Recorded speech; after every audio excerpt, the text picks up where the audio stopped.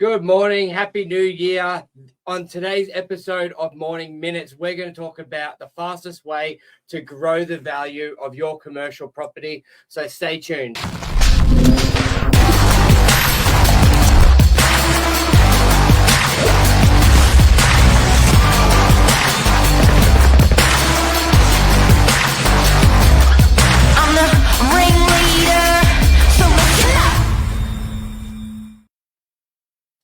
Good morning, everyone. Welcome to Morning Minutes. Myself, Michael Bergio, talk episode 1582, and we're talking about the fastest way or ways to increase the value of your commercial property.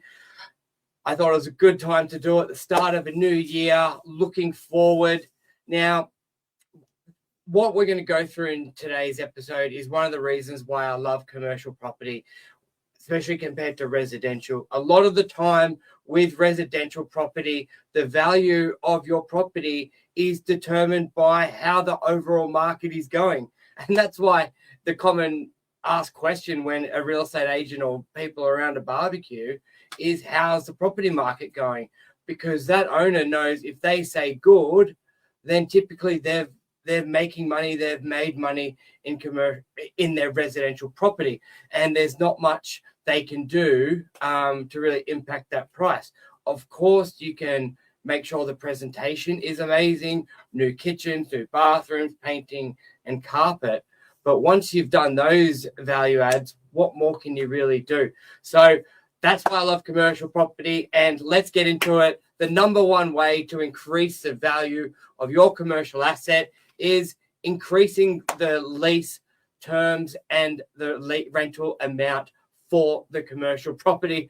Not rocket science, but the more rent you get for your, say, shop, the higher the value of that price, of that potential sale price is. Now, for anyone who's bought commercial property, that would be a bit of a no-brainer. But if you're coming from the residential market where you're not really thinking about rental return or rental income, or if it's a good rent, you're like, great, pay less mortgage, or I'm kicking them out because I'm moving in anyway. But with commercial property, it is one of the most important things to know. It's one of the most commonly asked questions. The rental return is very significant. Now, and it can be as simple as, if you have a shop bringing in $50,000 a year income, let's put that at a 5% return, that's worth $1 million, and you can negotiate the rental increase to $60,000 a year. You're now got an asset worth $1.2 million. So overnight, you've increased the value of $200,000 for your asset, regardless of the market. If interest rates went up and down, you've had that increase. And I think one of the best case studies I've ever had, taking this into consideration, was we had an empty shop on Howard Avenue. The owners were about to do a deal for $700,000. I had a tenant who was eager to find a shop in DY. That ticked all the boxes. I said to the owners, can I bring this tenant through? And they're like, no, we only want to sell it. And I said, I understand, but if you allow me to get this tenant through, and if they take up the lease, we'll be able to sell it for significantly more. So they let me through. We showed the property. The tenant loved it. They put a very strong rental offer in. And long story short, I sold that shop 2 weeks later for $910,000. So for an asset that had been on the market for nearly a year, vacant, about to do a deal at $700,000 with a new tenant in place with a great rent, selling it for $910,000.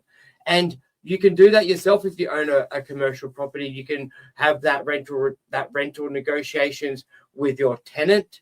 Now, I understand let's say you're already getting a strong rent for your property, and there's no way to move that rental position up. Another way to increase the value of your commercial property is the length of the lease on that property. So if I know I'm bringing, say, a shop to market with a lease that's only 1 or 2 years long, we would expect to sell that on a 7% return. So at that $50,000 income, let me get you that price.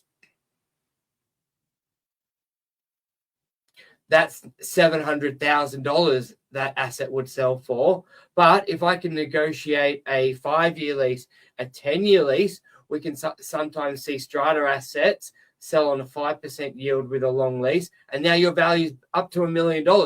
So by not even changing the rent, but how long the lease is, you could have a $285,000 fluctuation on the price, which is massive. Now, a third option, if you can't change the rent, they won't do a longer lease. Also, the type of tenant can really impact the value of the property. I know before COVID, coffee shops, cafes, restaurants would be selling on some of the best yields and the most desired assets. But ever since COVID, there's been a bit of hesitancy to those businesses because I think a lot of people saw how quickly they closed, and there wasn't a lot of operators out there did not have weren't very successful. So the key tenancies I'm seeing, which investors are loving, are sort of lawyers, medical tenants. So even if you can't change the rent, the length of the lease, even having a different type of tenant in place can increase the value of your property. So there's the first one. The second point to increasing the value of your commercial property is the floor space. Now, as I covered in point 1, the rental yield is a big factor in the value of the property, but so is the floor area. So if you have, let's say, a warehouse that is 100 square meters, and that would sell for 10,000 square meter, $1 million. Now, if you have the opportunity to maybe build a mezzanine floor, adding 100 square meters of floor space, or you may have some more land out the back, you can build another 100 square meters, then you could effectively, let's use that example of a 100 square meter warehouse, and you've got, say you got 20 car spaces out back, or you could reduce that down to 6 car spaces and have a 200 square meter factory. A lot of the time when it comes to the ground floor square meterage for a warehouse, if you're going from 100 square meters to 200 square meters, you've doubled your price straight away there.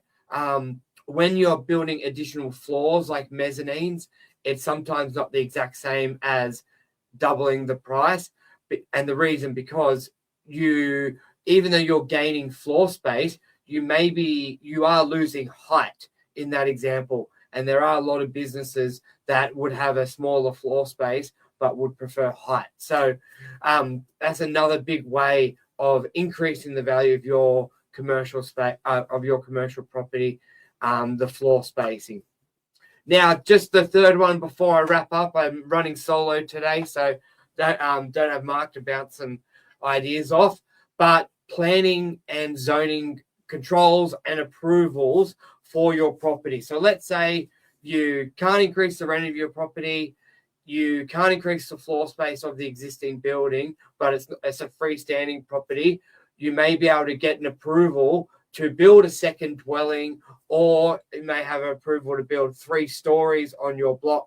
You can get that zoning approval there as well. And a lot of the time, just having that DA approval, you can get an increase in potential pricing without doing any construction, because there's a lot of builders out there, they're busy, they don't have time. So if they can find a property which already has the approval on it and they can just come in and start building straight away, that's very, very desirable. So that's it for it today.